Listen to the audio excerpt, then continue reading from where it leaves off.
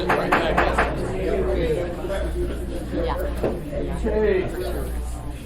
Thank you. This is the Joint Assembly Public Safety Committee and Homelessness Committee meeting. Let's start by going around with introductions, and we start with you, Mr. Peterson. Mr. Peterson, Assembly. Amy DeFrosky, Toby Bridges. Forrest Dunbar. Bill Evans. Melinda Freeman, Department of Health and Human Services. Ralph Fetch, Office of Emergency Management. Chief Tolley, Police Department. Dennis LeBlanc, Chief Fire Department. Nancy Burke, Mayor's Office. Yeah, and we can start with the audience, please. Michelle Brown, United Way of Anchorage. Good morning, Super Open, United Way of Anchorage. James Strait, United Way. Ted Madison, with the Office of Representative Ivy Smallholz. And you, sir? Second row? Oh, I'm sorry. Sorry. Jeff Hayward from the United Way of Massachusetts Bay. Laura Brown, United Way of Anchorage. Carrie Collison, Ladner, Carmen Wager, Anchorage Coalition to End Homelessness. Ron Maleva, property owner, taxpayer, adjacent to the Brother Francis Shelter Beans Cafe. Doesn't cook in the region. Morgan Benson, Volunteers America, Alaska. Marco Sargent, Department of Health and Human Services. Debbie Kelly from the Alaska Dispatch News. Yep. Kate Ariola, just a resident here in Anchorage. Tom McGrath, just retired guy. Marnie Rivera, Justice Center UA. Fiona Johnson, Cliffview Center. Janice Weiss, Matsu Reentry Coalition. And all the way in the back. Dan Gibney, community member. Lauren Atkins, community member. Patricia Panish, community member. Avery Newman, Department of Health. Dave Merriman, from the Anchorage Human Health Center. Yeah, she's our people. And Hospital Anchorage Community Health Board.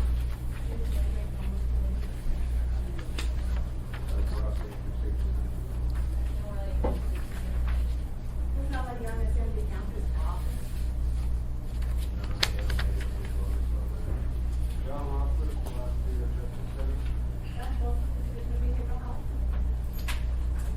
Great. Thank you all for being here. What we're going to do today, because this is, carefully timed, our updates, we're going to go first from our normal participants. We're going to try to get our updates all in by 11:30. We have a presentation today on our Pay for Success grant and that program. And we have some guests from out of town, which is the reason for having the meeting today. And we want to make sure they have enough time to explain this program in detail for us. So with that, if we can begin with Chief Tolley and our police update. Yes, and I understand the clerk has provided statistics to each of you, and you've had a chance to review them. And quite happy with our recruitment right now. We have academy classes in process. The academy class that graduated this summer, about half of them have finished the FTO program, and 9 more remain. So we're very excited in the coming weeks to get the rest of them through the process. And then we're hoping to have the full academy class in December, and continue recruiting and having academies in the following year. And for those members, your updates are all in tab 1, and when we get to the Pay for Success portion, that'll be on tab 7.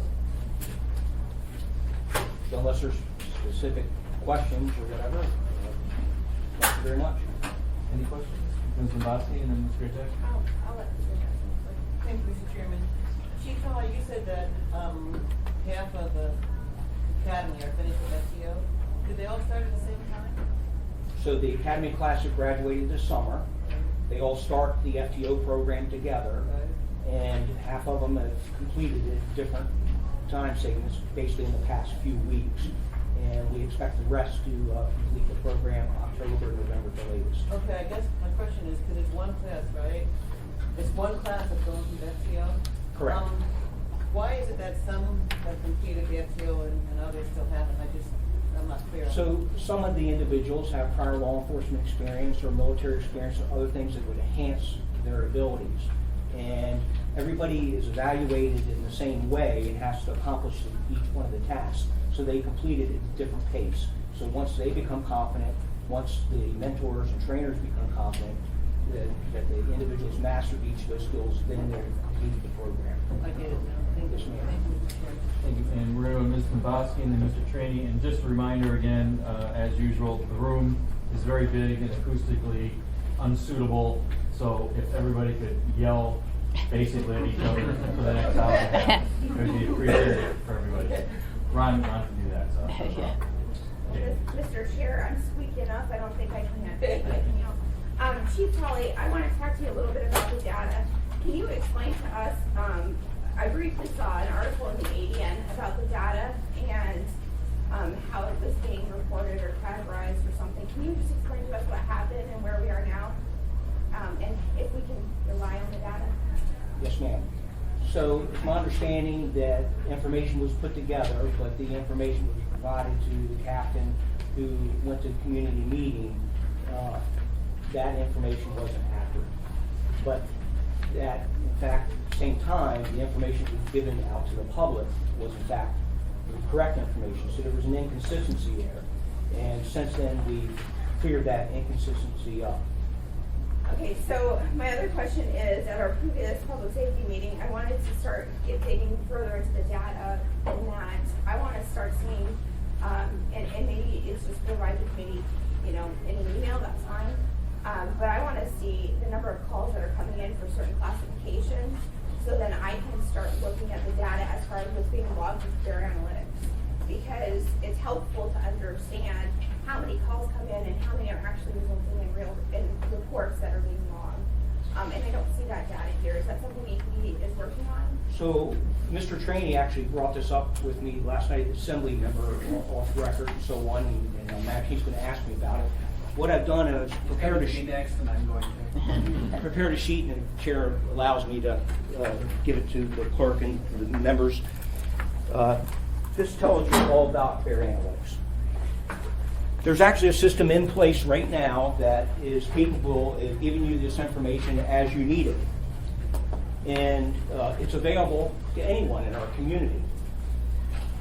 Particularly, the way it works is you can put in a geographic location, such as your address, and from 500 feet up to 5 miles, you can find out about all crime that's been reported in those areas. And this is sort of a guide sheet on how to do that and what's the capabilities are. So you can look at your assembly district, you can look at a neighborhood, and so on and so forth. City council area? City council area, yes, sir. So let me just stop you for a second, because I think you're answering Mr. Trainee's question. And I think there's another way now for me to say that I'm going to be very direct. There is a difference between what is happening for people who are calling in specific kinds of crimes and what is actually getting logged into their analytic data. And I say this now because I've had 5 different APD officers, I won't mention names, come to me and tell me that the data that's actually being logged is not representative of what's actually happening. And so now you can put anything you want into the their analytics data, but if I can't see the trending as far as what was called in versus what's being logged, formal report or whatnot, that's not giving me the information that I need to see when I'm looking at trending. And some of it's calls, people will call in and, yeah, crimes never really happened and they just don't want to go forward. That's what I'm trying to get, that's what I'm trying to look at. Yes, Mr. So, yeah. So what I've done is I've also asked the department to put together train-the-trainer workshops on how to use the system. Because I think once you find out the true capabilities of the system and how to do it, and you master that ability, you as a citizen and also other individuals in the neighborhoods will be able to go into the system and get the information. You do have to understand the system completely in that, many times we have calls that come into the police department, such as if an accident occurs on the highway. You might have 8 or 9 people call in that accident. So those are calls that come into the department, which is about approaching 400,000 for the years total. But not all those calls will result in a police report. There will only be one accident report, unless, for example, during that accident, another accident happens in the other direction due to rubbernecking or this or that and so on. Then you might have a second incident. Only the most serious crime is counted as a statistic and placed on there.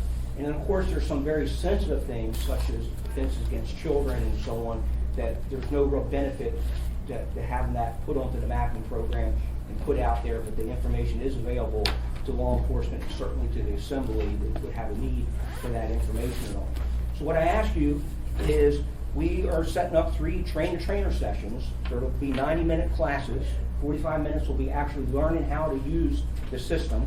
And the 45 minutes will be practical exercise. We're going to ask you to bring your smartphone, your computer to the session, and we will teach you exactly how to use the system and answer any questions you may have.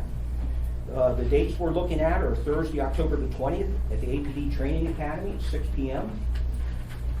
The next session will be on November 16th at the Federation of Community Councils at 6 p.m. What day? On November 16th, Wednesday the 16th. We're hoping that the Federation will have most of the other 39 community councils there and take this back to their neighborhoods, their community councils, and have a good understanding of this. And then the last one, we're planning in December. We have not set a date. We're looking at either the high school or at the library in Eagle River. And we're hoping that once the community does fully understand how to use the system, they'll be able to extract the information that they're interested in and so on.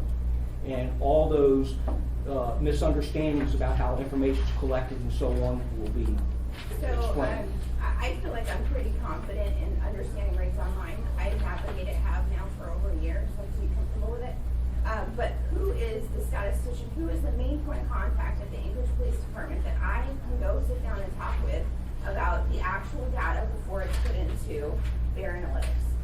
Well, I'd be more than happy to provide you that information. I don't want to put that out in the public Okay, to overwhelm the individual. if you But could we have a send me- data analyst section. Well, it has 2 analysts in it. Yeah. And That would they be are awesome. experts when it comes to that, and they would be the ones that will be leading the training on explaining to the community how to use this system. Okay, yeah, and like I said, I'm very comfortable with rates online, but at the same time, what I'm looking at as and I understand what you're saying about filtering the data. You have 1 car accident, 4 calls, you only want to log that 1 time. 4 times would be misrepresenting what actually Yes, happened. ma'am. So I get that part, but I want to sit down and talk with them about the filters and the strategy and the steps that they use to filter to get the data into the system. Because once it's in the system, I feel confident how I use it.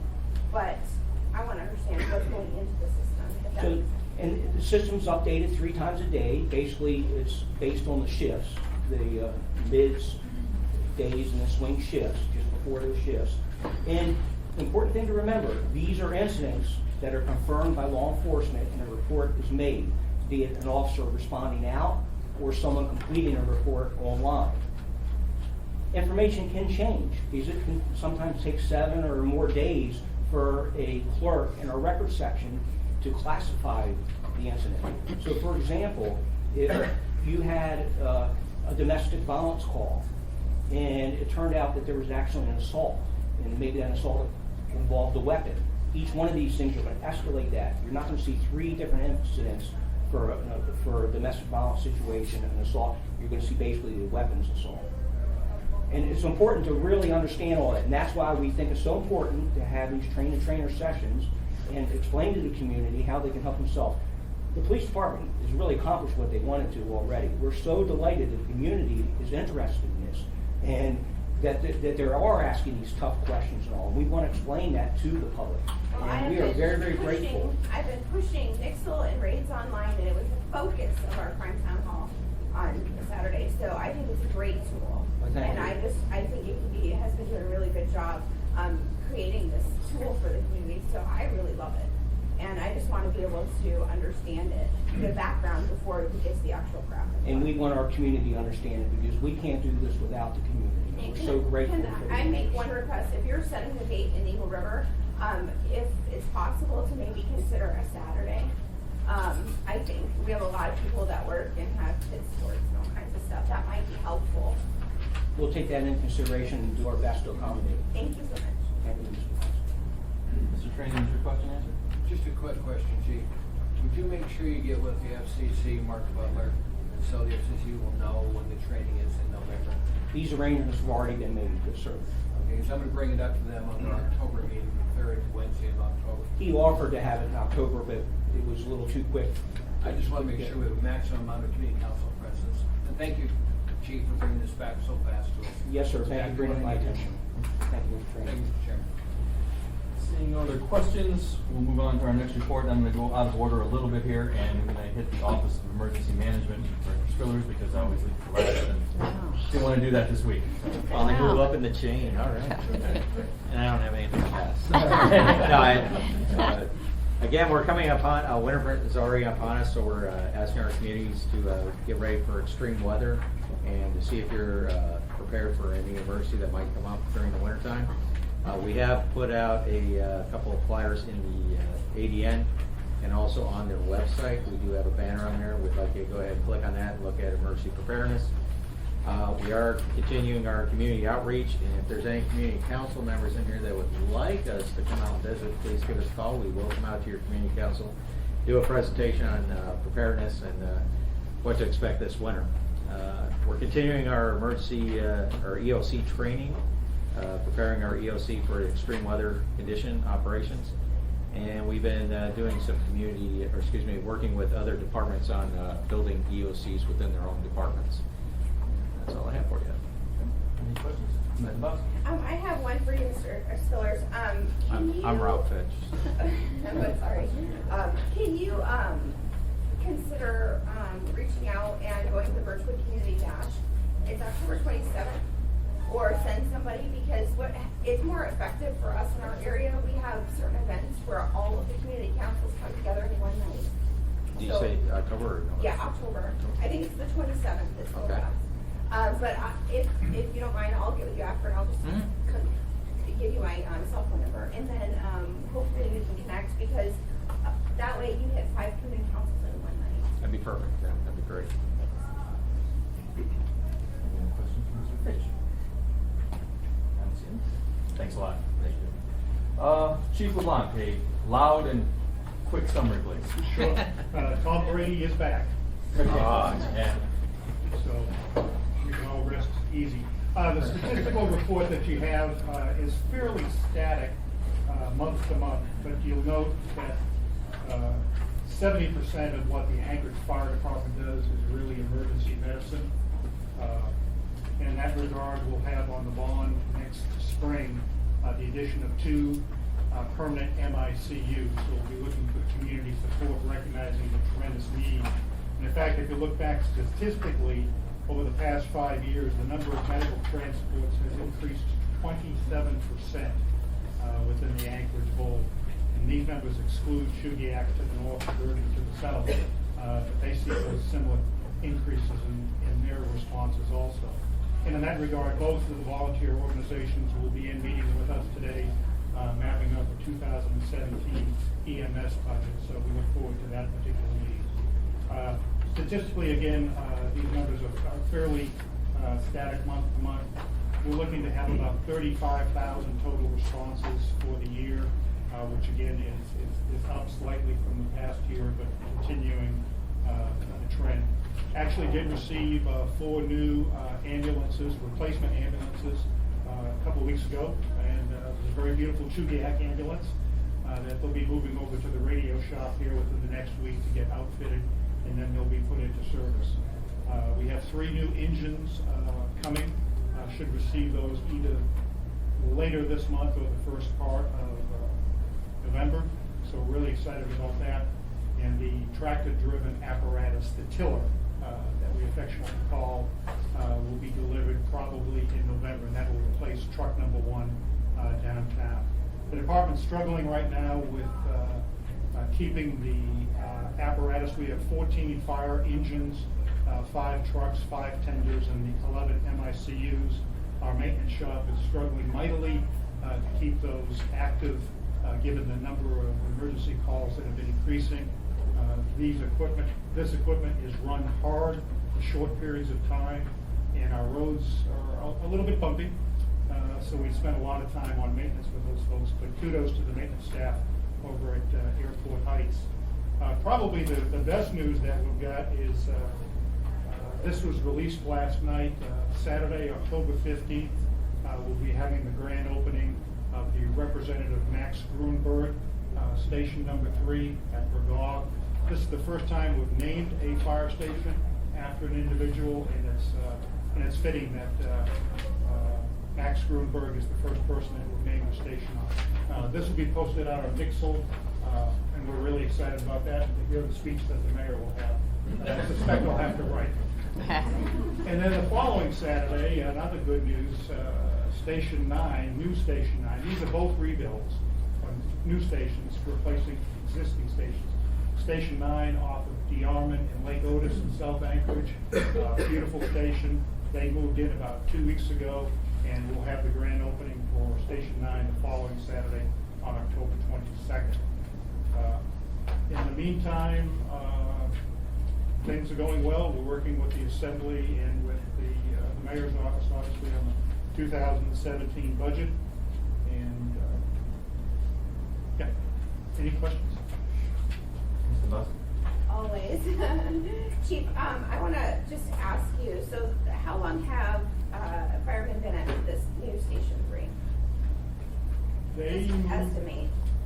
new Station 3, they moved in September 1st. Okay. So you've probably heard the same thing I've heard. One of the big concerns with locating the station there was rigs coming out and the traffic issue. I've already heard numerous times that there have been near misses. They have been. And so what are we doing? Because the last thing we want is a fire engine coming out and getting T-boned.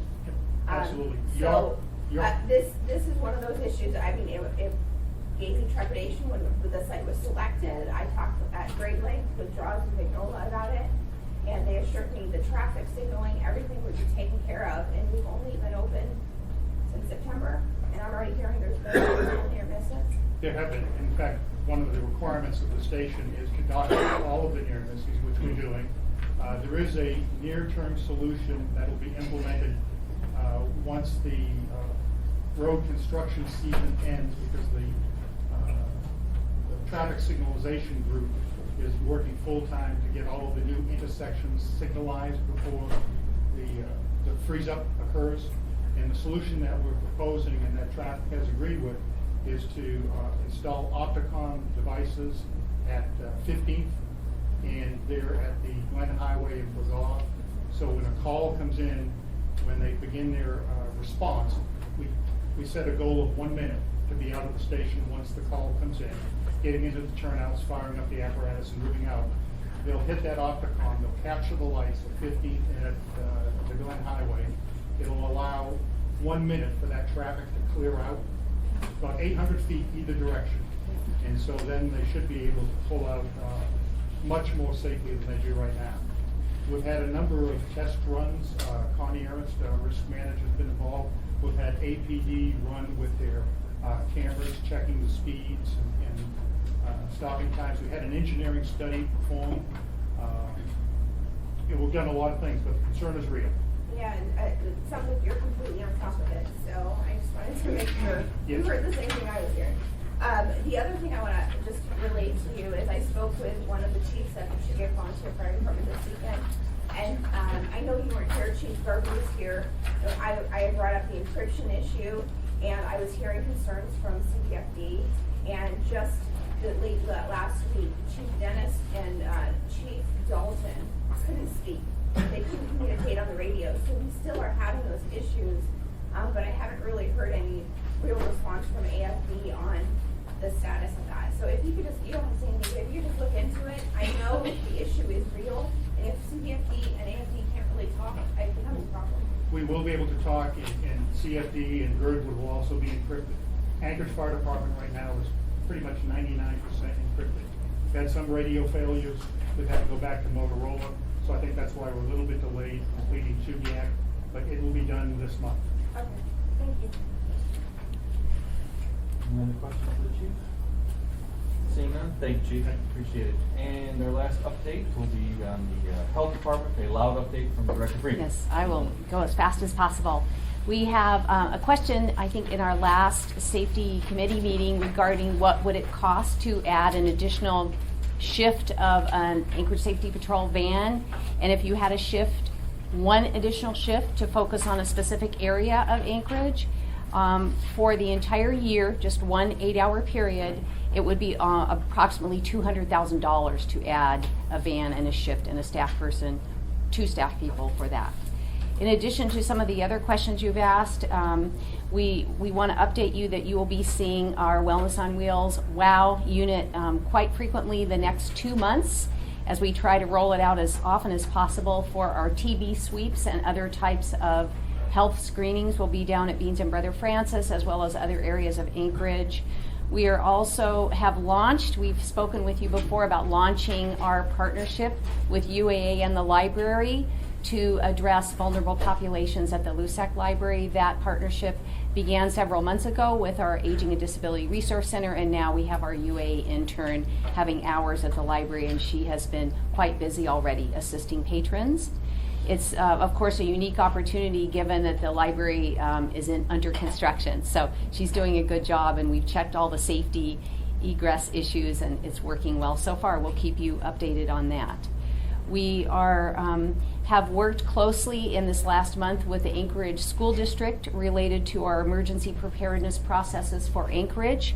We have our program manager, Mark Lassard, over in the corner there, and he has been spearheading this effort where we make sure we are preparing and planning for our community efforts related to EP, as well as making sure that our ASD partner and our efforts are aligned. So we've been working with their group there. And then in addition to that, we provided you with dashboards related to our animal care and control and the Anchorage Safety Center. We have a slight uptick in August with the utilization of the Safety Center, but it continues to be significantly lower than last year.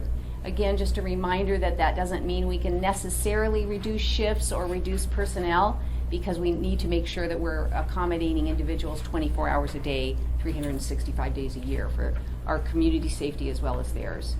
Related to animal care and control, we had an uptick, as we would expect in the summer, with loose animals and animals that are deceased in public areas, and a slight drop in animal welfare checks. But as always, animal care and control is a very, very busy service. And if you have any questions, I'd be happy to answer those. Sorry. This is like the Amy show today. I want to just thank you for all you guys do. You guys, it's a vast net, and I think you do great with the resources you have. I want to just go back to the service van for just a second. It's just an idea for you to look at. When Mr. Jackson and I looked at improving that, and I have to say, it's still to this day, I think it's the best cost-effective thing we did.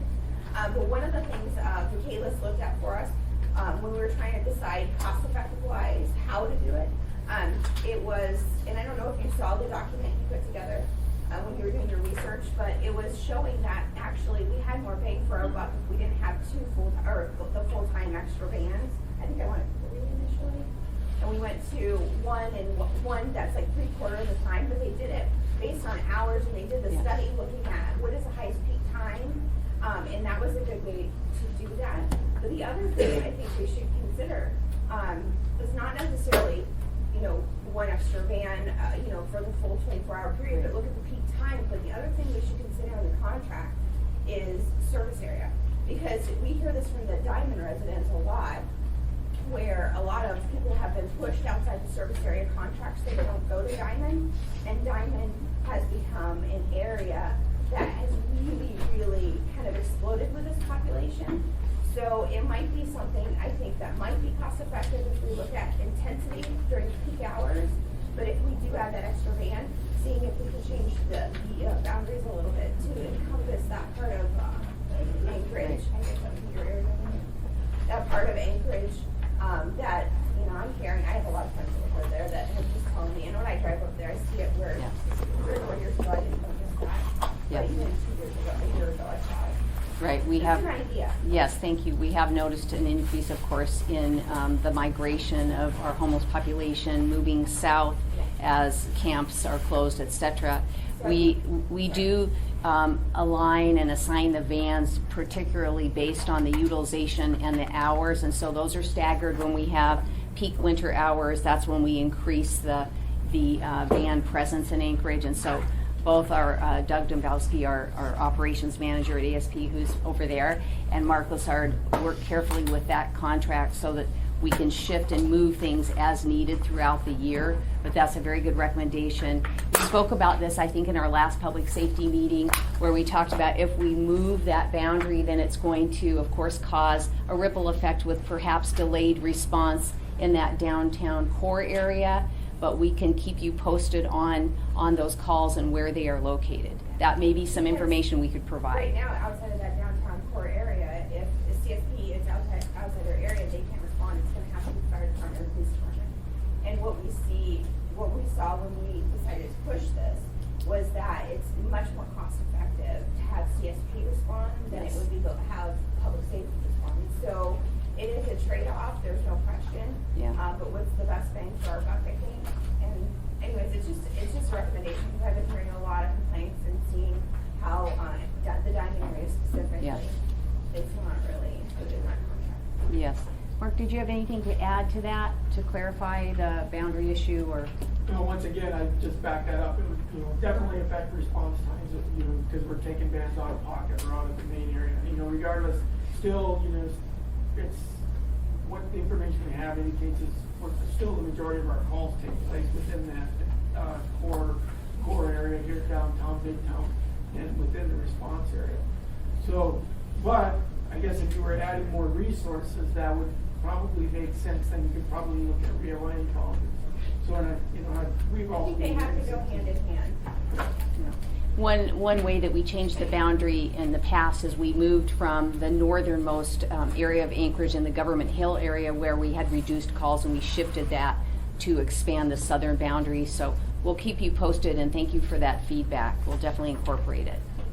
We've been joined for the record by Mr. Flynn and Mr. Croft, and we'll go next to Mr. Craney and then Mr. Dunbar. Chairman, Title 17, is that being rewritten? Title 17, which is the animal care and control ordinances that dictates how we enforce animal protection in our community, as well as protection of the public. We are definitely working on that code. We've received a great deal of input and interest from the Assembly Committee members, as well as the public, on their preferences, their requests as to how we could revise the code. So we have a specific Title 17 committee that is part of the Animal Care and Control Advisory Committee, and anyone is welcome to join that, or please email me if you have input. We will incorporate that. So yes, we are working on revising that. When do you anticipate getting working copies of the assembly? I would say, I don't know exactly, perhaps within the next 30 to 90 days, which is fairly broad. I would need to get back to you on that. All asking is. Okay, thank you. The thing is, understand we have no rules and regulations dealing with dog and daycare facility. Hopefully you're writing that into new Title 17.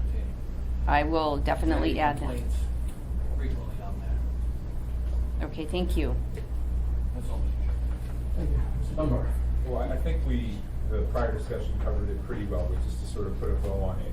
So Mr. Boring from the Anchor Downtown Partnership was here last time and was talking about adding a dedicated van downtown, because the majority of the calls were downtown. And Mark just said that it still is the case that the majority of calls are downtown.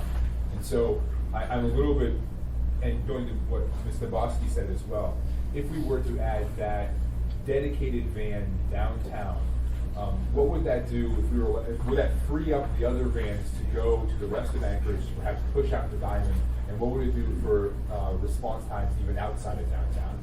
Can you speak to that? Well, just intuitively, I would say yes. That would, obviously, when there's two vans on, as opposed to one van, now you're going to free up another van to respond. I couldn't really tell you with any certainty what that would do to our response time specifically. Do you have, so you said a majority, do you have a more specific number as to what percent? I think Mr. Boring said 60 or 80. He had a certain number. Do you know what the number is? There's a kind of a dated study, but it's, we really don't have any reason, it hasn't been done for a while, but if we look within our response area, it's about, so that includes patrol areas, the response area goes around the patrol area, it's about 80% of the calls are going to be in that patrol response area. It's, so of all the calls of the universe we get inside our patrol response area, 80% of them are going to be in the patrol area. I don't know if that makes any sense. So Where are the exact boundaries of the patrol area. Well, so the patrol area boundaries for the most part are, you know, to the inlet on the west, north is like Ship Creek, to the east is Bolton, and then on the south you can look pretty much at 36. Oh, And it's all then, and then the response area, of course, encloses all of that. You know, it's gonna be a larger area, of course. Mr. Crane? Chairman, could we have them send us, Southern neighbors, copy of the map? So rather than say, go to this area, I Certainly. want to see on that map exactly here. Yes. Shall be done. Thank you. Any other questions? Is that all you have, Linda? Mhm. Thank you very much. Thank you. And just for everybody, I know everybody's shuffling chairs, we got a full house. We are looking at, maybe finding another location for this committee, eventually, because we keep running into this problem. So be patient, and, we're working on that. I'd like to now move to our next, topic, and it's the Pay for Success grant, and I'm just gonna turn that over to, Ms. Burke to orchestrate that presentation. So, Burke? If I could, the Pay for Success model it's an innovative way of financing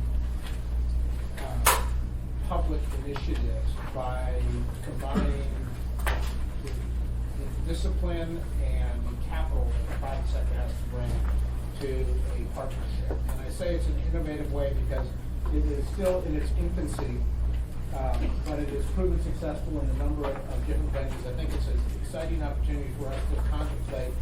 Here we're looking at it for homelessness, but when we think about ways to expand our ability to solve problems, Pay for Success is critical. And one of the reasons why it's critical is sometimes in the public sector we have a difficult time finding capital to make the systemic changes that are necessary to reduce costs over the long haul. We operate on annual budget cycles, and that can be an inhibitor. When we are able to, in the public sector, bring private sector money to bear to solve a problem, we can not only bring the discipline that comes from private sector money management and the innovation that comes from private sector money management.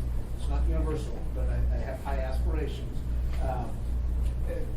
But we can do it in a way that allows the public sector to address our responsibilities. And that's critical because if we can achieve long-term savings and create systemic changes, then the taxpayers will see reduced taxpayer burden. And here at this juncture in municipal history and state history, we're looking for new ways to find capital so we can implement change. And the Pay for Success is a critical piece of that equation. So with that, we have the HUD proposal. You have some documents under tab 7 that relate to the proposal we submitted last February. We were one of 7 communities awarded a Pay for Success proposal through a joint, it's both HUD and Department of Justice. So it targets people who are both homeless or chronically homeless and cycling through institutional level of care, which would be jails, correctional systems, court system, emergency levels of medical care, the higher cost services, targeting those folks and delivering the same results that we've delivered in our Housing First programs in the community. This allows us to take it to scale. The proposal required us to have a mentor community, and Boston was one of the first communities to complete a Pay for Success around chronic homelessness. And so I'm happy to introduce you to Jeff Hayward from the United Way of Massachusetts, Massachusetts Bay and Merrimack Valley, thank you, and he will be able to fill us in on their work. Good morning, everyone. I almost said good afternoon because coming from Boston, I'm on afternoon time right now. We share a lot of things in common. One thing we don't share in common, I think, was the enthusiasm when the chief said that Tom Brady's coming back. I mean, you know how happy we are in New England right now? But we'll go along with the season. One thing we do share, and that is we have some chronic problems, and I don't mean chronic homelessness. We have some chronic, nagging social problems that we have not been able to tackle for 10, 20, 30 years. We've got kids entering school and they're not ready to learn. They've got learning delays that have not been identified. We've got families who just can't seem to break out of that cycle of poverty and get the jobs they need to support their families. And we've got a homeless problem that has been with us for 40 or 50 years that just won't seem to go away. And the mayor's point, we're spending a lot of money against these issues, but it's not going away. So if you want to try something new, the problem and the paradigm we've got is government has to continue to fund these programs, and in order to try something new, where do you get that capital? This vehicle allows you to continue doing what you're doing until you find something that works, but it also allows you to take private investment and test an idea and see if you can scale that. And then slowly, as this idea begins to work, then in an ideal world, what you would do is begin to take away the investment that you are making as taxpayers over here and shift it into something that works. Solve the problem and potentially save a lot of money for your cities, towns, and certainly for the taxpayers. So that's what I want to talk to you about today. There are 1,200 United Ways in the United States. We are all separate and independent. We have our own boards, and it's designed that way. The beauty of that system is that we get to respond locally to the concerns and issues we have in our community. Because Boston is not Detroit, Detroit is not New Orleans is not LA, and LA is not Anchorage. So that's the beauty of United Way, is that we get to do what is right for our community. So I am not here today as the guy who flew in from Boston and we've got all the answers, and just do what we did, folks, and you'll solve your problem. If you do what we did, you won't solve your problem. What I'm asking you to do is keep an open mind to a new model that the mayor referred to. Figure out what learnings you can take from us and apply them here. Find out some of the mistakes we made, and heaven forbid, don't make them here.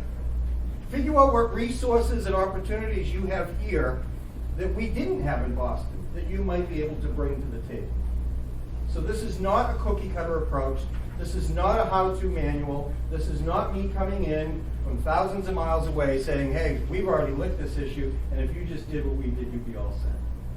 This is communities working together and learning from each other, because you've got the same problem and a chronic homeless problem that we have. You've got families struggling economically that we have. So in many cases, our communities do have some of those commonalities. But the solutions and the path towards success may not be the same. So that's the context that I want to lay when I come in here. I'm not telling you how to do this. What I'm trying to do is just show you what we've done and take from it what's worth to you and make as much adaptations as you can so it does work here for you. We started the world's first pay for success contract to end chronic homelessness. There were only 2 others in the world when we started discussing this, so there was no how-to manual. Now fast forward, we were the first one to do it around homelessness. There are about 20 in the country, and they're tackling issues like recidivism, juvenile recidivism, early education, and chronic homelessness. And there was one recently awarded in Massachusetts. It'll be our 3rd for the state. We've got one around juvenile recidivism, we've got our chronic homeless one, and now we've got another one around adult basic education and workforce development, job training. So those are the 3 we've got in Massachusetts. There are lots of issues you're going to find that you've got to deal with. It takes time. It took us 2 years and 7 months just to negotiate this with the state of Massachusetts. It took a lot of time. It took a lot of legal help. We had a pro bono legal firm that put a lot of hours, thousands of hours into this effort. It's going to take all of that. It's going to take all of your investor concerns and measuring and are we measuring the right thing. And what we kept as our North Star is, why are we doing this? So the picture on the wall, her name is Wanda. Now I could go around the room and ask you how old you think Wanda is in that picture. Well, let me tell you, Wanda is 47 years old in that picture. That's what 25 years on the streets does to you. She wasn't a drug addict. She wasn't a drunk. She had mental health problems. And she separated from her family and spent 25 years on the street. Now that picture was taken as part of a collage that we were putting together to put a human face to homelessness. This is not just data. That's someone's daughter. And we wanted to put a face to that. Well, 2 weeks after this picture was taken, Wanda was found on the floor of a gas station bathroom, dead. And I gotta think when she's laying on that floor, she's not saying, gee, I wish the state of Massachusetts would start a pay for success contract. Or I hope they tackle all the investor concerns, and by golly, I hope they measure the right things. She's probably on the floor of that bathroom wondering, why me? Why am I here? What has my life been like? If she was aware she was dying, she's probably saying, why do I have to die with such lack of dignity? Because you or I would not kneel on that floor. We certainly would not sit on that floor. And if all of your lives go well, you will never die on the floor of a gas station bathroom. Stay focused on the why. And this has become our North Star for this whole project. As I said, pay for success contracts are a big deal. They're popping up all over the country, all over the world. Pay for success contracts, what that means, and you're going to hear social impact bonds and social innovative financing, and I just want to clarify this for everyone in the room. A pay for success contract is just that. I'll get paid if I'm successful. So think about it, you hire someone to fix your roof. It's leaking. They climb up on the roof, they take a look at it, they patch it, and you pay them. Well, if it rained and they had to come back because your roof was still leaking, would you pay them again? What if they came back a year later or a month later and it was still leaking? Would you pay them again? Well, that's what we do in a lot of our social services. Homelessness is not going away, but we're still spending the money year after year. We're not getting success unless you think success is keeping people homeless and just managing the problem. I want to end it. I'll pay you to end it. I'm not going to pay you to manage it. So that's what a pay for success contract is. Social innovative financing is what the mayor was talking about. How do we finance it? How do we put money against this if we don't have it? We're going to think of something creative. One way to social innovative financing is a social impact bond. That's a fancy term for, in my parlance, that's a fancy term for a loan. You go to an investor and you say, loan me the money so I can see if this project works. If it's successful, I've got a pay for success contract. The government, in our case in Massachusetts, the state will pay me. I'll then turn around and pay back the loan. The risk here is that if I'm not successful, government doesn't pay. The investor loses their money. So there's no risk to the taxpayer in a pay for success contract. It's how you fund at the startup of a new way of doing business. Now, if it is successful and we get paid to pay back the investor, then I turn around to the state and say, you've been spending millions of dollars on this issue and it's not going away. I have a program over here, an intervention that is working. Wouldn't you want to stop paying for this intervention that's not working and bring this one in? And the government gets to redirect their money. So that's what the pay for success, social impact bond, and financing for what it looks like. Ours is ending chronic homelessness. Chronic adults, not families. It's only the chronic adults that we're targeting. There are 1,590 chronically homeless adults in Massachusetts. The contract calls for us to reduce that by half within a 6-year period. We're using 22 providers across the state that have already been providing what we call Home and Healthy for Good. It's an existing intervention that has already been proven over 7 years of 3 different evaluations. It works.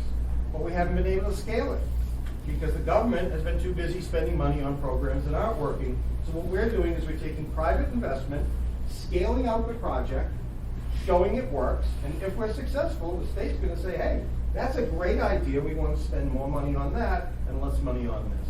And it's a shift. So that's the Home and Healthy for Good. It's 500 housing units that we are cobbling together across the state to house 800 people. Now, obviously, one obvious question is, how are you going to house 800 people with 500 units? It's over a 6-year period. Some folks will go into a unit, and within a year they may move into assisted living. They may move into a nursing home. They may be reunited with their family. They may deal with their mental health issues and every other challenge they have, and they might get a job and move into market rate housing. And unfortunately, some of them may die. So over a 6-year period, our model shows we can take 800 people and successfully house them over that period with 500 units. It's a highly leveraged model with the state. We're taking existing housing vouchers, and we're asking the state to just target them here and earmark them for us. We're taking Medicaid, which they're going to spend healthcare dollars anyway, target them to our population, tie it to the contract. And then the state's putting up $6 million in success payments. That is, if we're successful, they will pay us that $6 million. We will then pay back our investors, and I'll show you the money towards the end. We had to acquire $2.5 million of debt, capital, loans from banks and other investors, and we had to raise $1 million in philanthropy. We pulled our team together. In many cases, when you see these pulled together, you get what's called an intermediary. And the intermediary would come to the government, so I would say to you, Mr. Chairman, I'm going to solve your problem. I'm the intermediary. You're going to do business with me. And if you agree to do business, then I'll assemble a team, and we're going to fix this problem. We did it the exact opposite. We went to the governor and said, I have a team. It's the United Way, it's the Massachusetts Association for Supportive Housing, and it's Corporation for Supportive Housing out of New York City. We're your team. If you do business with us, because now you already know who's on the field. You know who's throwing, you know who's catching, you know we can get it done because we've got a proven track record.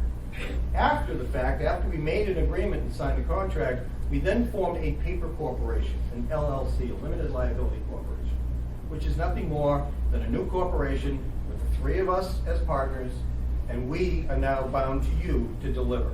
But you already knew who you were doing business with. Now, I don't know about you, but I like to do business with people I know and that I have faith they can get the job done. I'm not going to buy from you if you're subcontracting from someone over there because I don't know who you're going to bring in. So that was the difference in the model. We're dealing with 3 state agencies, the Executive Office of Administration and Finance, which is your OMB, so they handle all the purse strings for the governor. The Department of Housing and Community Development, they control the housing certificates, and the Medicaid or Mass Health, they're controlling the healthcare. The reason why we're marrying healthcare and housing together is I can put you into a housing unit, but if I'm not managing your healthcare, a lot of these folks who have diabetes or other issues like that, if I've got you in a housing unit and I'm not managing your health, you will ricochet out to the emergency room just as fast as you were before. So I've got to stabilize your health. If I don't stabilize your health, then you're not going to be able to keep the unit. If I don't give you a unit, you're not going to be able to stabilize your health. So it's a quick tie between those. Again, time, legal counsel, there's a lot of risks in this. Be honest with each other in the community about what the risks are and address them. Don't throw your hands up and say, I can't overcome that risk. Work the problem. Solve the problem. We solved every one of our risks except one. And that's our reputation. If this doesn't go well, Shell's reputation in the community as United Way is at risk. I can protect investors, I can protect the homeless population, I can protect landlords, I can protect government, I can protect all of that. But at the end of the day, if it doesn't work, I am susceptible to people looking at United Way and say, that was their idea, they did it. Face the risks honestly as a community. And the other piece is, keep this simple. These pay for success contracts or social impact bonds or whatever you want to call them, they are very complex. They're going to get complex on their own. Don't help it up. Keep it simple. And then everything else should follow through. And I'll show you why that benefited us. The first two in the world, by the way, failed. One is in Peterborough, England. That was the very first one. It failed. Now they will argue it was a success because they learned a lot. Okay? If that was your measure of success, you learned a lot. The other one was in New York, on Rikers Island. It was around recidivism rates. It failed. And what I would argue is the reason why both of those failed is how they were measuring success was way too complex and way too deep. And to measure all of the things they tried to measure, very hard. Our metric is tenancy. You want to solve homelessness? Then I guess the metric of success is, was the person housed? Did I take Chairman Evans on January 1st and put him in a housing unit? And on December 31st, was he still housed? That's pretty simple. If he is, guess what? I just solved him as a homeless person. Keep your metrics simple. The roles of United Way, we raised the capital, we managed the money as a backroom operation, and we were leveraging other resources in our community. Here is the problem. We've got 1,600 chronically homeless adults. We've been doing it a long way. We've been doing long-term sheltering for a long time. If that turns you on and you want to keep doing something that isn't solving the problem, have at it. But Massachusetts, we kind of got sick and tired of that. It wasn't helping the homeless people, it wasn't helping the taxpayers, and certainly in the human service world, we didn't feel good about it either. So a bold move is to, instead of managing it and do long-term sheltering, let's do low threshold supportive housing. The model we use, as you see there, is home and healthy for good, or a housing first model. We're going to put them in housing, we're going to get them health care, and we are going to rapidly wrap services around them. And what I mean by that is we've got caseworkers or supportive workers knocking on their doors every day. Did you take your insulin today? Did you eat today at noon? Because if you ate at 4, it's going to throw off your sugar. So they're going to help them and coach them. Did you go to your detox if you do have an alcohol problem? Did you see your mental health caseworker? And it's knocking on the door and making sure that they're making those life changes to get them stabilized, then perhaps into job training, and then a job, and they're back on track. That's what the wraparound services are. Here's our risks. You've got program risks. So we had a proven model. It had already been working for 7 years. We found providers in the delivery area that had been doing this for years, so we had faith that they could do the job. You're not going to hire someone to fix your roof if they've never been up on a roof. So I want someone who's done this before and they've proven it. We had to have signed contracts with providers that they could provide 250 housing units before the state would even sign the deal. So good faith, and we did that. We factored into the government, on the side of the contract for the government, they kept worrying about, well, what if you guys fail? And what if you guys really blow? What's our exposure?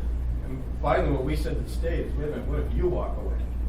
Providers are left holding the bag, our investors are left holding the bag, so there's a breach clause in the contract that everyone is made whole. This mouse doesn't want to work. There it is. We had to raise the $2.5 million in debt capital before the governor would sign the contract. That was to make sure we had private investors at the table. Here's the model of how it works. It looks very complicated, and it might be. We have government with 3 agencies. They're going to provide rental vouchers at $11 million. They're going to provide health care at $7 million. And they give that money to the intermediary, us. That money flows through us. Our job is to get the investors and secure the $3.5 million. $2.5 million debt capital, $1 million in philanthropy. We then secure contracts with the housing providers, the 22. What they're going to do is report their data back to the evaluator, a private, third-party, independent evaluator that the state makes us hire. So we hire an independent evaluator. What we basically tell this evaluator is, I took Chairman Evans on January 1st, and December 31st, still housed. And I give that data to the evaluator.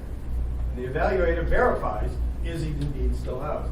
If he's still housed, that's a success. Check.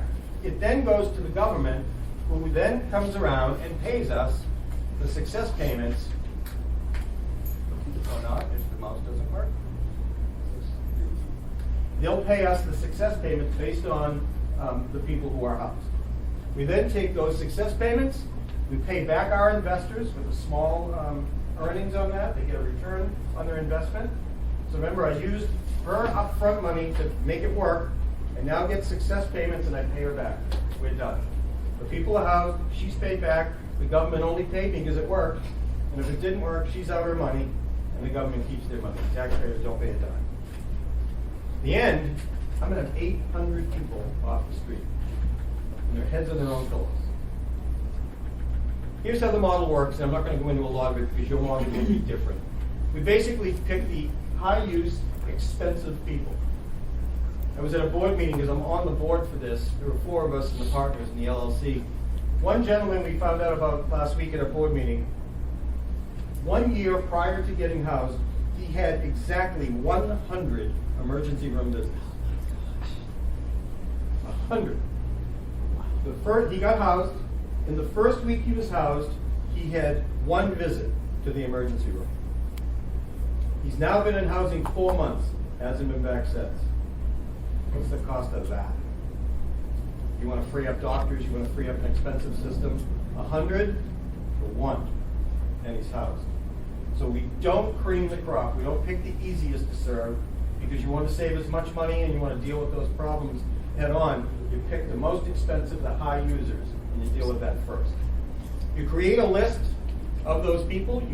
What happens is the providers go out and they know who these folks are. They deal with them. They do an assessment, a triage on them. What type of challenges do they have? We're finding 81% of the folks in our system, 81% have mental health issues. 51% have experienced physical head trauma. And only 62%, because the stereotype, 62% have had or do have some type of substance abuse issue. So it isn't 100%. You always think about the stereotype or say anything like this. You know, the drunk on the bench or the drunk under the bridge. No, Wanda did not use drugs. She wasn't an alcoholic. She had a severe mental health issue. That's who we target. We then keep those lists fresh. So when that list gets exhausted, there's always someone there the provider can then take off the list as the unit becomes available in their screen. We continually update that list, and our goal is to put 25 people a month into housing. If we do that, we'll hit our goals over the 1 year, 2 year, and 6 year. Here's our money, where we got the investment. Santander Bank came through with $1 million of a debt capital, or again, I like to keep things simple. They gave us a loan for $1 million. Non-collateralized loan. If it fails, they're out their money. They can't take my house or my car or anything like that. They can't file a lien. They're out the $1 million. They put up $250,000 in philanthropic funding. United Way stepped in. We put up $1 million of investment that we will get back. We committed to raising $750,000 in philanthropy. We're almost there. Corporation for Supportive Housing out of New York City put up $500,000 in debt capital. All told, that's $3.5 million. Here's our financials right now. What was required on the left is $27.5 million. You see on the right what we have so far. Again, housing vouchers, Department of Housing and Community Development, $11 million. Mass Health, the healthcare, $7 million. Executive Office of Administration Finance, $6 million in success payments. Those are all committed in the contract. $2.5 million. Again, you see below where that money came from. The philanthropy, we've raised $623,000 so far. We had 3 years to raise the philanthropy. So in 15 months, we've raised $623,000. We're well on our way and should close that number up this year. Now this looks very complicated, and for someone with a finance mind, it wouldn't, but for someone like me, it was. You'll see on the left, essentially what this says is this Home and Healthy for Good, historic, over 7 years. They had about an 82 to 85% success rate, depending on which evaluation of the three you looked at. So we knew we could get 80%. So the deal with the contract is if I hit 80% of my contract, that means 80% of the people who are housed on day one, 1 year later, they will be housed. If that's 80% of them are still housed a year later, I'm successful. I will get my success payment, but the investors don't get their money back. They get their capital only, no interest. If it's anything less than 80, they begin to lose their capital. And you can see which percentage in that blue, you'll see which percentage of their capital they'll lose. So they're at risk, not the taxpayers. If we hit 85% though, we will give them their money back and we'll give them an interest rate of 3.33%. What I would say here first, in order for this model to work, don't be entering a lot of little stuff that isn't important. Stay focused on the why. Do you want someone to end homelessness? Do you want Wanda not to be on the floor of a gas station bathroom? Do you want her in a bed where she's safe and living in dignity? That's the success metric. Or you keep doing it the way you're doing it, where still people are on the street and you're still spending money. Keep it simple. We knew the rates were 85%, so if we're 85% successful, the investors get their money back plus 3.33%. If we had 95% success, they'll get their money back with 5.33% interest. Anything over that, it caps out. They still get their money back, and they'll get 5.33, but they won't get anything else. Now, to turn to the last page of the book, right now we're operating at a 96% success rate. We should hit that top line, be able to pay the investors back with interest, and prove to the state we have a better way of dealing with this issue that works and will end up ending homelessness. Here's our success to date. So we had to have, in year one, 340 units committed. By June 30 of this year, just a few months ago, we had 550. We were supposed to triage and assess 600 individuals. We got 1,300 plus. And we were supposed to house in that first year 200. We hit 272. Now you look to year 2. As of September 30th, just a week ago, we're supposed to have 580 units committed. We got 580. Our goal was only 535. We've already beaten the year 2 goal. We're supposed to have 1,400 people triaged by the end of the year. That is July. That would be June 30th, 2017. We're already at 1,479, and that number is actually higher already. And on the number of individuals housed, we were supposed to have 535 by the end of the year. We are at, as of September 30th, 343. Though I talked to the program officers on Friday, we're up to 373 already. In housing, off the street, getting services. Are we saving the money? We'll come to that in a minute.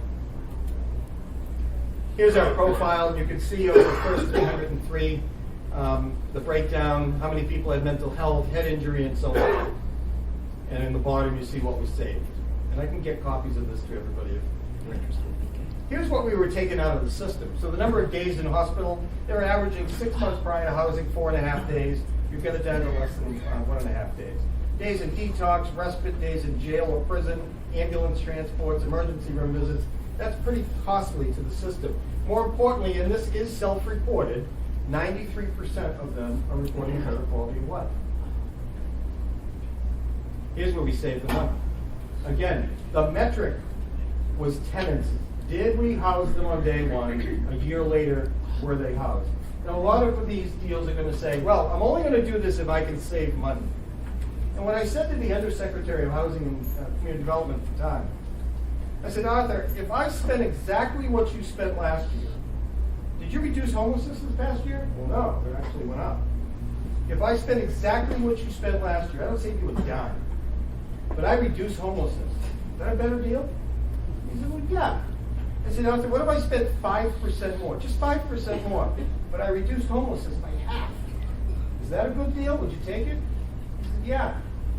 I said, what if I doubled what you were spending, but I reduced homelessness? Oh, no, I can't take that deal. It's okay, so we're in agreement that I don't necessarily have to save you money. We have to knock out homelessness. But there is a threshold that you won't cross. But if I don't save you a dime but eliminate your issue, I win, right? And he said, yeah. Stay focused on the why. Are you here to save money? If you are, then you want to know the easiest way to save money? Professor Dennis Callahan out of the University of Pennsylvania said to me one day, Jeff, you know what the cheapest way to deal with this issue? Just wait. He'll die. The age bracket of this group is baby boomers. And you've got some young people coming through. Just wait them out, Jeff. They'll die. I don't think that's who we are in Boston. I don't think that's who Anchorage is. If I can house these people and get homelessness down to a functional 0 and save money at the same time, that's a good deal. So here's what we're saving. Healthcare was costing us almost $32,000. It's down to less than $10,000. That's the cost of a Medicaid person in Massachusetts. Shelter's been virtually wiped out. There was almost no jail time anymore. Services went from 0 up to $15,000 because we weren't providing the services before. So that was a big increase. But then you look at the last column. We're spending over $38,000 per person. These are folks living on the street. How would they be that expensive? And the truth is, they are expensive living on the street. You're paying for it anyway. So we were paying $38,000. We've now got it down to $25,000. We're saving $13,000 plus per person per year in the state of Massachusetts for the taxpayers. And by the way, they're housed. Stay focused on the why. They're housed. We've got over 375 people now who aren't on the streets and aren't living in shelters. We're succeeding on what the why was. We've learned a lot. Be patient. These are complex. They will take time. Don't take a look at the one we've done and assume that, oh, that's how they operate. They're all different. If you've seen one of these, you've seen one of these. That's it. Because they're all so different. Again, I'm not here to tell you how to do it. I'm telling you what our experience was.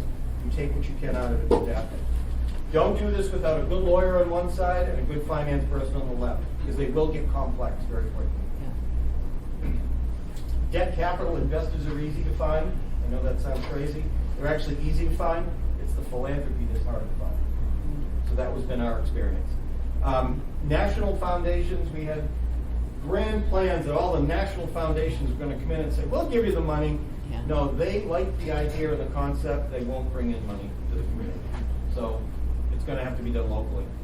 Again, don't get hung up on saving the money. Stay focused on the problem. What's the problem you're trying to solve? You want to save money, let them die. If you want to house homeless people, and ironically, at the same time, you're saving a significant amount of money. That's a good deal. Stay focused on the why. Measure many, many things. We are saving money. We can measure how many ambulance runs and emergency room visits and everything else, but we're also solving a problem. So measure those. You want to know what the impacts in the rest of the system are, but keep your success metrics simple.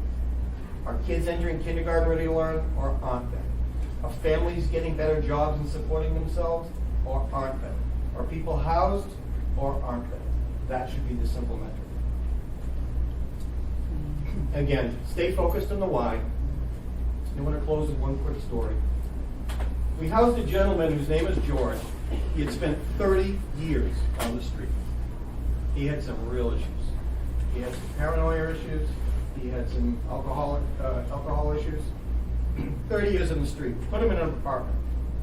3 months after we put him in the apartment, he's still sleeping on the floor. George, I gave you a bed. Why are you on the floor? His paranoia was so deep-rooted into who he was after 30 years that he realized when he's in the bed, he can't see under the door. But when he's on the floor, now he can see underneath the door. He can see the light, and he can tell when someone is standing at his door. That person's coming to get me. The paranoia was the person out in the hallway whose shadow he saw was a threat. And he felt more comfortable on the floor. He appreciated the apartment. And he would have liked the bed if he could see underneath. But he slept on the floor every single day for over 3 months.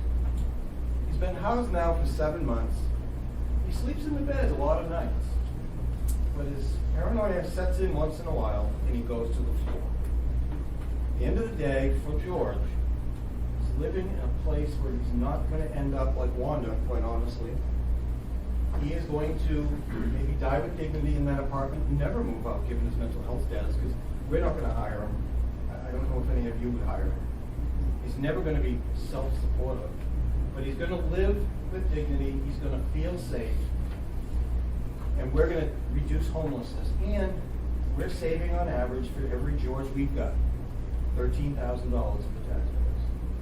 But at the end of the night, man, I'm putting my head on the pillow, knowing that under my watch, I'm never going to have another Wander if I can help it. But if I can get a bunch of stories like George, someone's perhaps father, someone's son, he may have children out there, I don't know. And I would just feel better at night knowing that what we did in Massachusetts and the Boston area for George, as we couldn't do for Wanda, that's a heck of a day's work that I'm pretty proud of when I retire.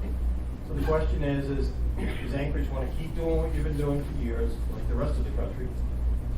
Or, as the mayor said, you want to find a different way to do it and knock out the problem. And it's not just homelessness you can do. It's any nagging social problem. You want to keep doing the way you're doing, you know the definition of insanity, keep doing it and expecting a different outcome, or do you want to do something differently and bring different players to the table? Philanthropy and charities cannot solve this problem alone. Government cannot solve the problem and shouldn't solve it alone. And the private sector can't do it either.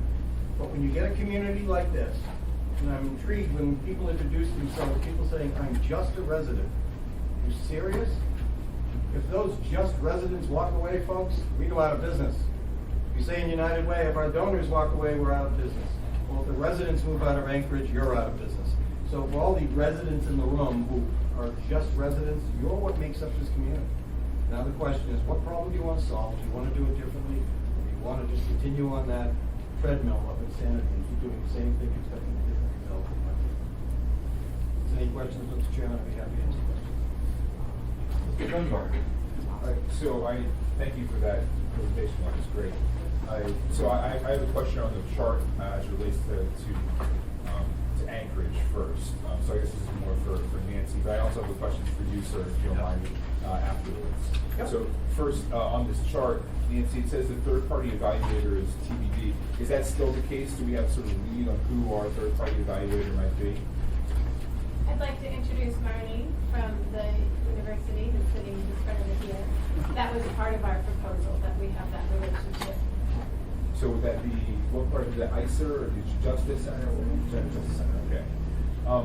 So, actually, I'll go to you, sir. So, I have a question. So, first of all, I was surprised by how low the numbers you stated were. Say 1,500 for the area? 1,590. So, to me, that's less than I would have expected given the size of your population relative to ours. But there has been a concern raised on this committee and in other places that if we as Anchorage increase services and increase housing, it'll have an attraction effect for neighboring communities. I know a little bit about the geography of your area. New Hampshire, Vermont, Rhode Island are actually closer to Boston than a lot of communities in Alaska. Have you seen in-migration from other states into your area as you've been housing people? We have not. That does not preclude certain mayors, we respect certain mayors from saying it attracts. So I was chief of staff to a mayor, I don't know how well you know Massachusetts. I was chief of staff to the mayor of Lynn, Massachusetts, about 100,000 people. And when I was in the mayor's office, we swore that the shelter in Lynn was full of people who weren't from Lynn. They didn't graduate from our high schools, they didn't grow up here, and somehow they found Lynn because we had such great services. Then we did a survey of the population. And we did find about 25% of them a year earlier, 6 months earlier, were not from there. Well, I would argue that some of the residents of Anchorage weren't here a year ago, but they moved here. So migration and mobility is something you're not going to solve for, but it does not attract the people that we have seen. I didn't see it when I was in the mayor's office. I was a member of the legislature. I didn't see it into my communities then, and I don't see it as United Way the communities we're dealing with. Now, there are some folks in other communities that are swearing that they're moving into the community because of services. You know, perhaps if you get the evaluator, there might be some questions you could ask about, number, where were you 6 months before? Where were you a year ago? And you could track that. But I don't think that people are moving in just because, boy, they got a great program in Anchorage and I want to go there. They may, but I can't. Intuitively, I don't think it's a significant problem. Nancy, did you follow up? I just wanted to remind the committee or to inform some members that we did ask that question in our point in time count with the people that we conducted the outreach with. So of 90 people, 12 said that they had moved to Anchorage in the last 12 months. It was a fairly small. Mr. Croft, you have a question? Thank you for your presentation. It's fascinating. Thank you, Mr. Mayor, for bringing this new idea forward. How do you prevent the high grading? That is, I understand clean success criteria and getting paid for it, but how do I avoid them taking it easy? That's a great question and a big fear that we had. Part of our responsibility in dealing with the providers is we would take all of the population, score them, and rank them. And then give you your list back in your particular community. I know the list I gave you, I know the order, and all of a sudden if I see that, you know, Bill is not being served, but you pick Johnny down here, you and I are going to have a conversation. And if I see then you're picking Tom, you and I are going to have another conversation. And then if you're picking Sam, I'm probably going to cut your contract because I don't want to do business with you. I want you to solve this problem. And we have not yet found any provider who has been skimming the top. They're not picking from the bottom of the list. They are going after the high users. That's why that gentleman of 100 emergency room visits down to 1.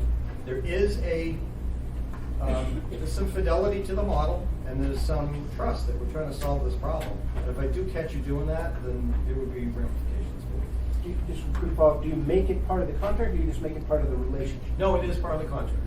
Yep. Now, I could go to Bill, and I go to the street and I say, Bill, I've got this program, I want to get you involved, I can get you off the street. Bill might say no. I mean, some of the mental illness of these folks. We've had 4 people walk away from this program. They prefer to live on the street. Out of 374, 4. Okay, it's not a sound decision. It's not a decision any of us would make. And I don't know what's going on in their head, but yes, you might have people say, no thanks, I don't want to do that. That is a big fear, Mr. Crawford. It's a good point. Mr. Whittle. You know, at the end of the day, you have to have public support for any kind of program like this, and most people don't get presentations like this and see the numbers and the changes and the dollars saved. They just drive down the street and say, on every street corner I see beggars. We have horrible homeless problem, where they go to town square and they see a dozen or so. And until that's visually gone, the perception is we still have the same problem. How's that work? Well, unfortunately, at some of the street corners in Boston, they're still with 370 some odd folks, we're probably over 380 today. With that many out of 1,600, you're not going to be able to say, well, 4 people who were here last week, because it is literally spread all over the state.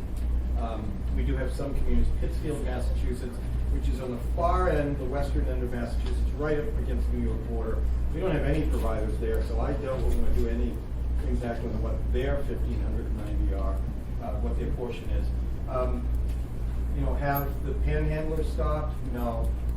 Have we gotten some of the folks who, the providers know, they've been on the street for years? Yes, they are off the street. But I don't think 374 of the 1,590 is big enough for that visual, hey, nobody is on the street corner who was here a month ago. That doesn't happen. I don't see any other questions. Thank you, everybody, and good luck. Thank you very much.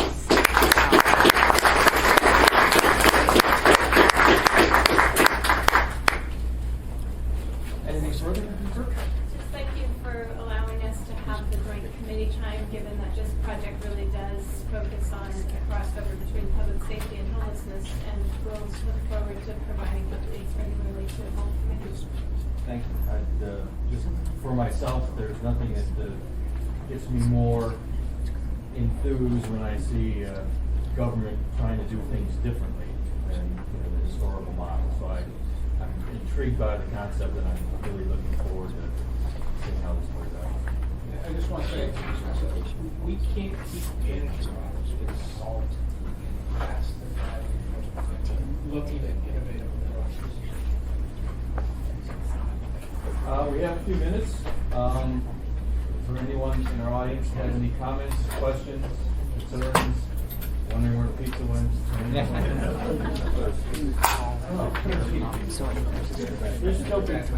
ma'am.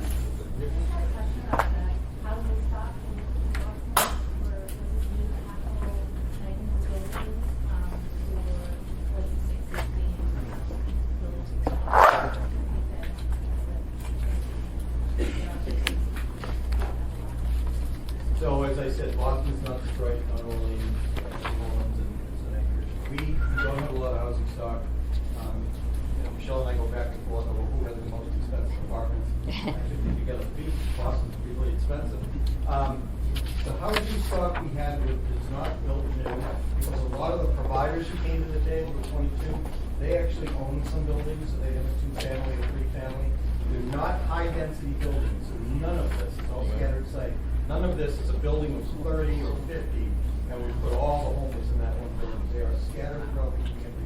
Quite honestly, you never know they were living in that apartment. I was up in Matsu yesterday with some folks and talking this morning with some others. Anchorage might have to do a deal where either part of this contract or as a side agreement, you've got to begin to build some housing or convert some housing to deal with the issue. We did have a lot of our providers who had shelter beds, and they've agreed as part of their contract with us, they're going to take their shelter beds offline. So they're doing their own capital campaign and their own loans from banks, and they're converting those shelters into permanent housing. They'll be able to pay it back because they'll get rent, and they'll pay off the notes to the bank and pay off their capital debt for that. But they're actually bringing down the number of shelter beds because in theory, if I'm getting them housed, I don't need 1,590 beds. I only need to meet that demand. But that might be a unique issue to Anchorage and Boston, in spite of both of us having some pretty high housing.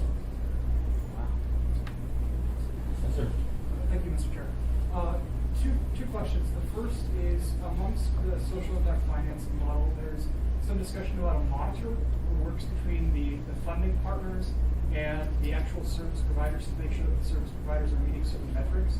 In your experience, is that something that the United Way provided, that monitoring service, to make sure that those metrics are being met?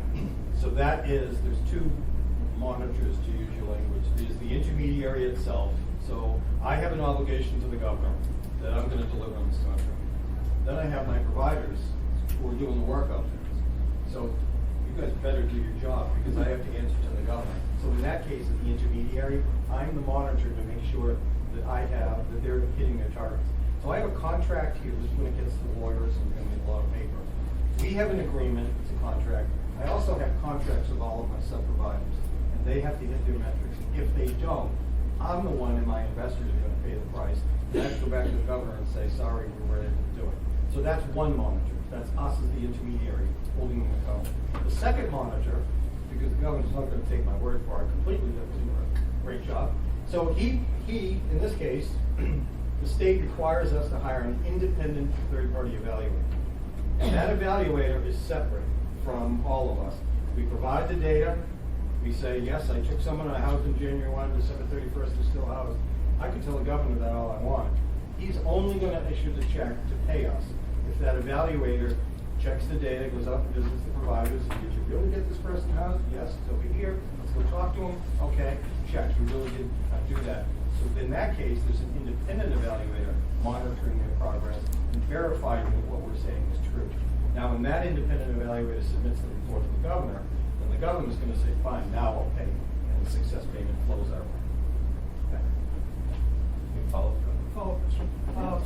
In the Rikers Island social impact bond model, the philanthropic community backstopped the investment by the private capital, the Blinger Foundation. Is that something that you guys have any experience with, where the philanthropic organization backstopped the initial private sector investment? No, and we were adamant not to do that. In the New York system, the New York example, Goldman Sachs put up about $9.7 million. Bloomberg, former Mayor Bloomberg, he took $7.2 million out of his private foundation to backstop that. So Goldman Sachs was only putting about $2 million in risk. That just struck me as wrong. So I'm going to take charity and protect your investment as a bank. Well, if that's the way it works, I'll start my 401k is at risk every day. Anybody here want to backstop me? That's not how the market works in my mind. And what we said is the bank, so you're going to put up the risk, you're going to invest, and you're going to take the risk, and if we succeed, you're going to make money off of it. You're going to share that with me? No, you're going to put that in your pocket. Okay, well then the reverse is good for you too. If you lose your money, that's your problem. And I'm not taking charity dollars and making banks whole. Donors gave us that money to do good with it, and they don't want to prevent banks from losing their money. So we told all our banks, we are not backstopping a dime. If we win, you get your money, your capital and your interest, and if you lose, that's a business write-off for you folks. That's a risk you took and it didn't work. That's welcome to business. So we were adamant not to do that. Last question, 1 minute, Ron. Okay, my name is Ron Oliva. I was on last month's agenda. I apologize for missing it. Had a little medical emergency. But I want to let you know the overflow at the shelter. Take a ride down there. It's not going to happen crossing that truck road with all the crosswalks to Anchorage Mental Health to handle the overflow. It wasn't good at Beans. It's not going to be any bit better there. And there's no public hearing to allow that overflow to cross that heavy traffic, truck traffic. If you're going to kill them, which is like letting them die, that might be cheaper. And also, get their private security, commercial garbage pickup, and a medic. They should be required in their budget. They have the money, they can do that, and will save a lot of money. I'd like to get back on the agenda. We'll get you back on the agenda, Ron. Real quick, Amanda? Oh, you're going, yeah, just real quick. Just real quick, I've been watching this for 40 years, and I really appreciate the fact that the mayor, Nancy Burke, Bill Evans, is finally trying to solve the problem rather than manage the problem. And I just think that you guys are doing a great job, and I appreciate it. As just a taxpayer and a person of watches. No, man. Email us if folks aren't on it, and we'd like to receive the updates from the committee as a sign of. And we are adjourned. Sends out that.